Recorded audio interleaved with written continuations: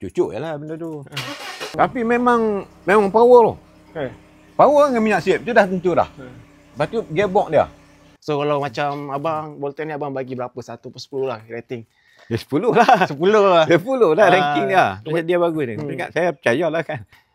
Ringan, minyak sip. Dia power. Boleh try bawa kita. Boleh. Aja. Power ni cacat dia.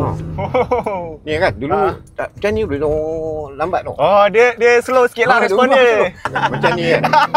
Dah dulu tok kan. Tapi memang okey lah cacat dah. Ni kereta dah berapa puluh tahun dah. Kan? Dia punya power dia tu. Oh tengok. Kita pusing-pusing kejap. Dulu tak dapat macam ni tu. Ini kalau jalan ni saya segan lah kan. Tu dia punya gearbox pun dah okey semua kuah. Tidak dulu macam ketak ni lah. Oh, dulu kita tekan minyak dia ketak-ketak tak lu. Dia gearbox pun dia ni kan. Dia ada tuk dia macam antap tu lah. Lepas tu yang minyak dia macam ni. Tapi ringan rasa ni, ringan. Ringan lah. Ringan.